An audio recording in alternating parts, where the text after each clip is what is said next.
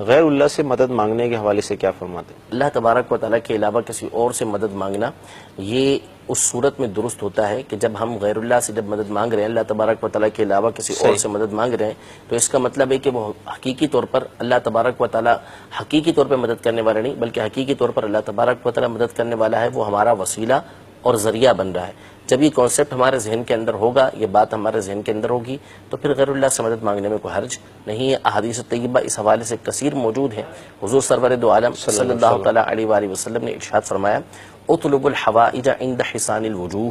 یعنی جن کے چہرے خوبصورت ہیں، یعنی عبادت کر کر کے جن کے چہرے خوبصورت ہو چکے، جن کے چہروں پر عبادتوں کا نور ہے، یعنی بزرگان دین رحمہم اللہ، ان سے اپنی حاجتوں کو طلب کرو۔ سبحان اللہ۔ اسی طرح ایک حدیث پاک میں یہ ارشاد فرمایا، طبرانی شریف کی حدیث پاک ہے، اسی طرح مسند بزار کی حدیث پاک ہے کہ ارشاد فرمایا کہ جب تم کسی ایسی جگہ پر ہو کہ جہاں تمہارا مدد کرنے والا کوئی نہیں ہے اور تمہیں مدد کی حاجت ہے، تو یوں کہو کہ یا عباد اللہ اعینونی، یا عباد اللہ اعینونی، یا عباد اللہ اعینونی، اور بعض روایتوں کے اندر اغیثونی، یعنی اے اللہ کے بندو میری مدد کرو، اے اللہ کے بندو میری مدد کرو، اے اللہ کے بندو میری مدد کرو۔ تو یہاں پر جو اجازت مرحمت فرمائی ہے اللہ تبارک و تعالیٰ کے حبیب صلی اللہ تعالیٰ علیہ وسلم نے، تو اس کا مفہوم و معنی یہی ہے کہ وہ بندے جو اللہ تبارک و تعالیٰ کی طرف سے مدد کرنے والے ہیں، وہ اللہ تبارک و تعالیٰ کی عطا سے مدد فرمانے والے ہیں۔ نبی کریم صلی اللہ تعالیٰ علیہ وسلم سے خود صحابہ کرام علیہم رضوان کے واقعات موجود ہیں کہ زندگی میں بھی حضور علیہ الصلوۃ والسلام سے مدد طلب کرتے رہے، اور وہ مدد طلب کرتے رہے کہ جو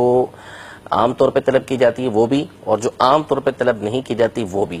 دونوں طرح کی مدد صحابہ کرام علیہم رضوان حضور علیہ الصلوۃ والسلام سے آپ علیہ الصلوۃ والسلام کی زندگی میں بھی طلب کرتے رہے۔ مثال کے طور پر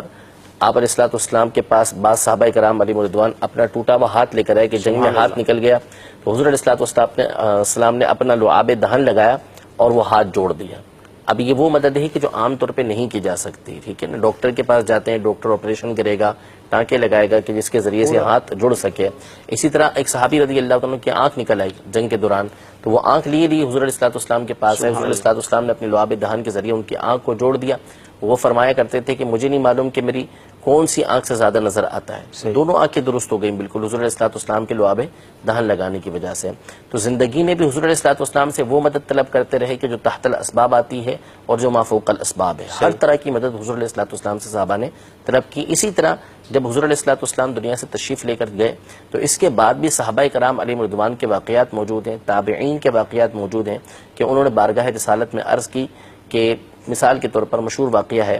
کہ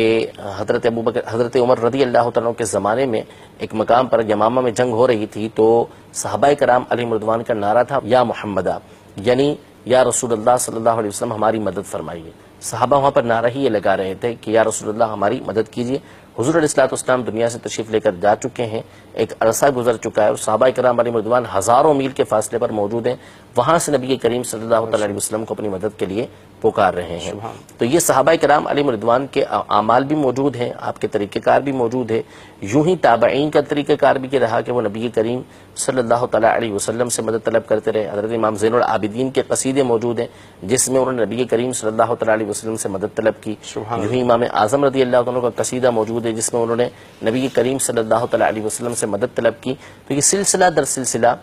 جو ہے وہ چلتا ہوا آ رہا ہے کہ نبی کریم صلی اللہ تعالیٰ علیہ وآلہ وسلم سے ہمارے بزرگان دین رحمہم اللہ اجمعین یہ مدد طلب کرتے آئے ہیں، جس کا مطلب یہ ہے کہ یہ تمام کے تمام عقیدہ اور نظریہ یہی رکھتے تھے کہ اللہ تبارک و تعالیٰ کے علاوہ آپ کسی اور سے مدد مانگ سکتے ہیں، لیکن یہی آپ کے ذہن کے اندر ہوگا کہ جس سے آپ مدد طلب کر رہے ہیں وہ اللہ تبارک و تعالیٰ کی عطا سے مدد کرنے والا ہے۔ حقیقی مددگار اللہ تبارک و تعالیٰ کی ذات ہی ہے۔